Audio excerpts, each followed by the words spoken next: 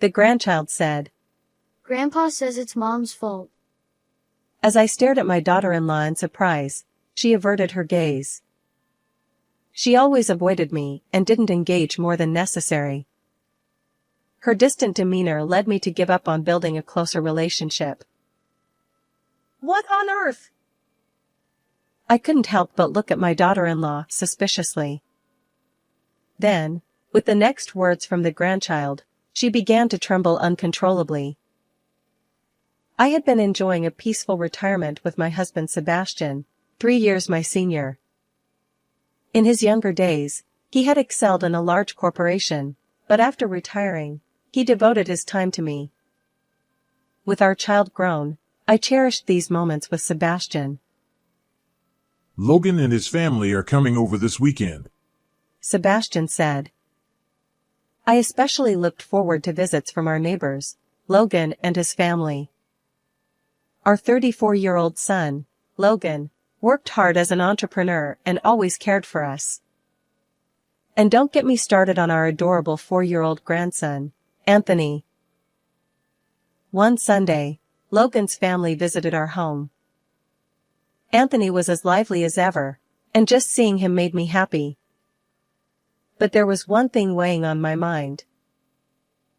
Amelia, please make yourself at home. Do you have a sweet tooth? I offered Amelia some sweets and coffee. She hesitated, avoiding eye contact, and mumbled, No, thank you. Watching her reserved behavior, I sighed internally. My concern centered around Amelia and her distant attitude toward Sebastian and me. She wouldn't meet our eyes, and sometimes even left the room when we tried to talk to her. At first, I thought it might be shyness, but her actions left me feeling uneasy. Was she intentionally avoiding us? And there's one more reason why Amelia seems to have a hard time with me. Logan sighed. Yeah. She's so quiet here. At home, she's loud, shouting, and quite the opposite. As soon as she went to the bathroom, Logan grumbled with a displeased expression. The truth was, I had been hearing about Amelia's troublesome behavior for a while now.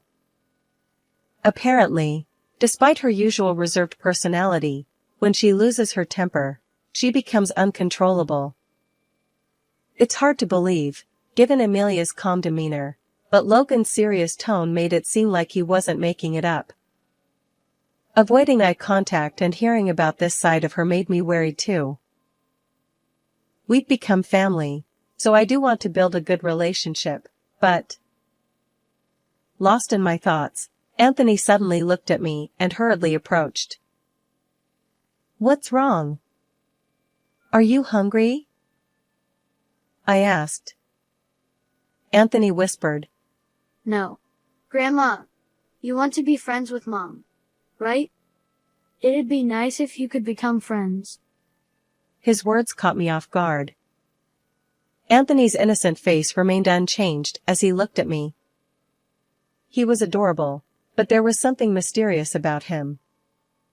Sometimes he accurately guessed dinner menus he couldn't possibly know, or like now, said things that seemed like he could read minds. While I marveled at this, I thought, an Esper-like ability in Anthony? Impossible. Little did I know that his unique power would soon play a crucial role. It happened when Logan's family stayed over at our house. Late at night, after Anthony had gone to bed, I was about to get ready for sleep when a loud crash came from the bedroom. What? Logan said. Wasn't Sebastian already in the room? Alarmed, I rushed toward the bedroom. Sebastian had always had a weak heart. I hope it's not a seizure, I worried. I opened the door to find Sebastian clutching his chest, collapsed on the floor. As I frantically called for an ambulance, Logan tried to revive him. Just then, Amelia, fresh from the bath, stood there, her expression grim. Amelia, please take care of Anthony, I said. Together with Logan, we boarded the ambulance, and Sebastian's life was saved, at least for now. But our relief was short-lived. He remained unconscious, in a coma. The doctors couldn't find a cause. Why is this happening all of a sudden? My beloved Sebastian was now bedridden, and I stood on the brink of despair. After that, I continued visiting the hospital, praying for his recovery. During this time, Logan's visits provided me with much-needed support. Logan would gaze at Sebastian with sad eyes, hoping for his awakening. His presence reminded me that I wasn't the only one suffering in this situation. However, there was something that still bothered me. "Hey, isn't Amelia coming today?" I asked Logan. Yeah. She seems busy and couldn't make it for the visit, he replied.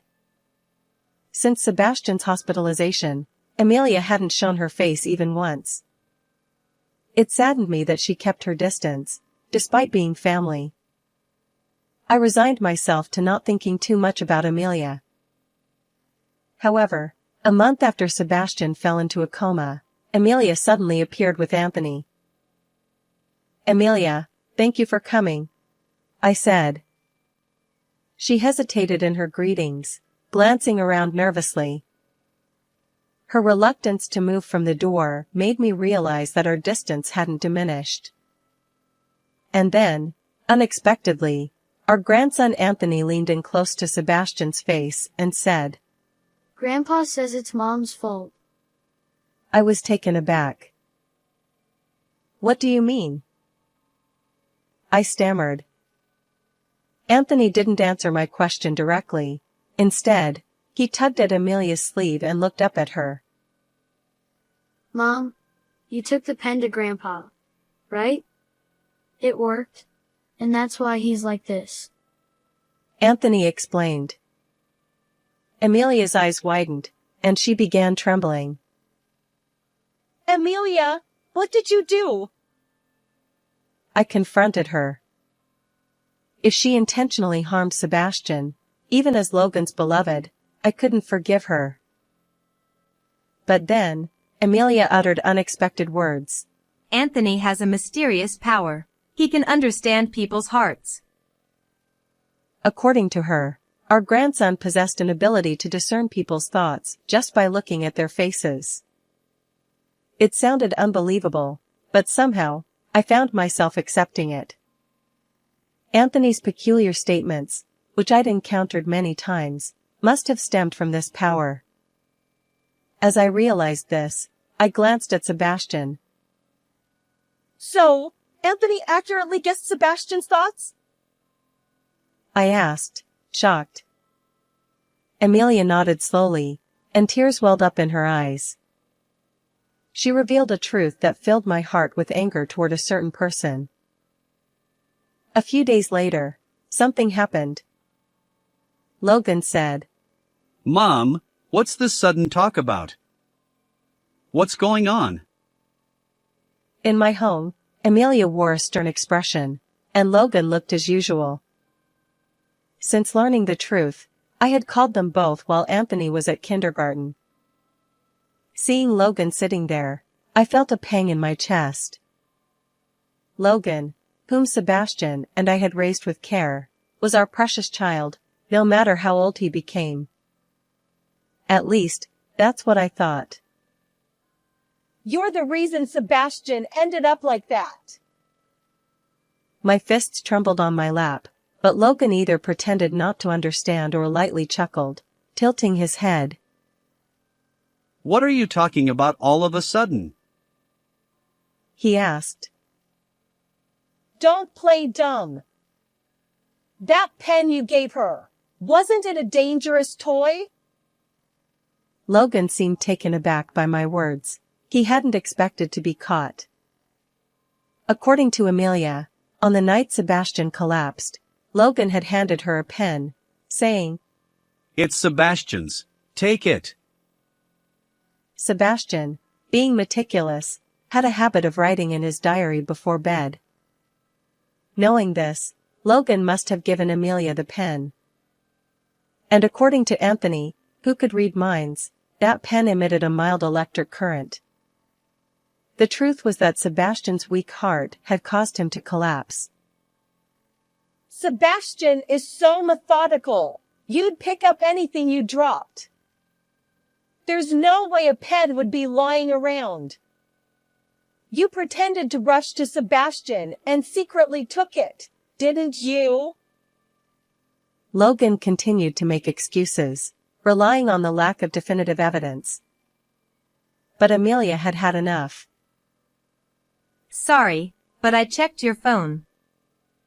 I've got records of suspicious messages, she said, her face pale, confronting Logan.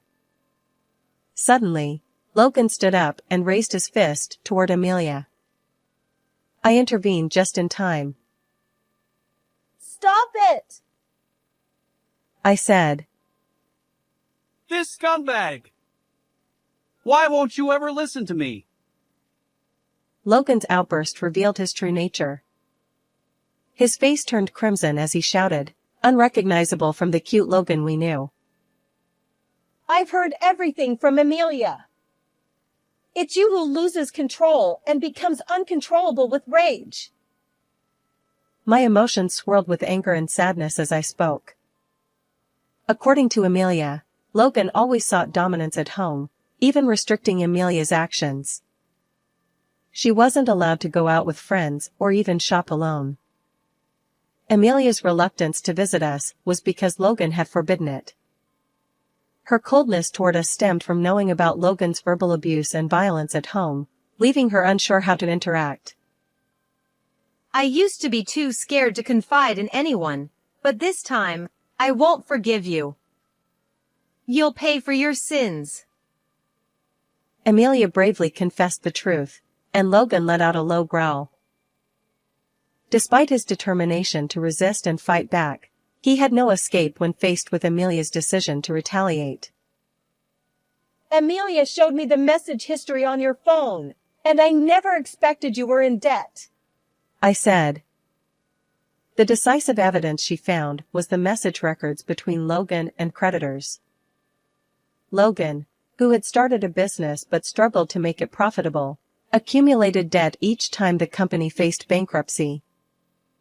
Desperate to repay the debts, he even planned to murder Sebastian to claim his inheritance. Numerous messages on Logan's phone revealed statements like, "My father will soon pass away, and I'll repay then or I'll pay using the inheritance." Amelia continued, You gave me the pen because you didn't want to do it yourself. And your daily visits to your father were just to keep an eye on him, weren't they? She added, By the way, I've submitted the saved message history to the police. They'll likely find out soon. Logan's face shifted between shock and panic. He had intended to take only the inheritance without facing any consequences. But reality wasn't so forgiving.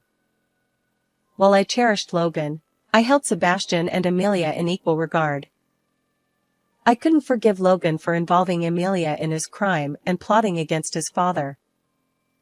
As Logan panicked, he suddenly tried to escape toward the entrance. But Amelia and I wouldn't allow it. We restrained him together, our combined strength overpowering him. I won't let you get away, I declared. Logan's face turned pale as he struggled. I don't want to go to the police, he protested. With a heavy sigh, I said, Stop acting like a child. You need to reflect on your actions. Realizing his fate, Logan slumped. I made the call to the police. Ultimately, further investigation confirmed Logan's guilt. Due to the severity of the case, he spent time in prison. Amelia filed for divorce, and I severed our family ties. Logan's company, now without him, went bankrupt.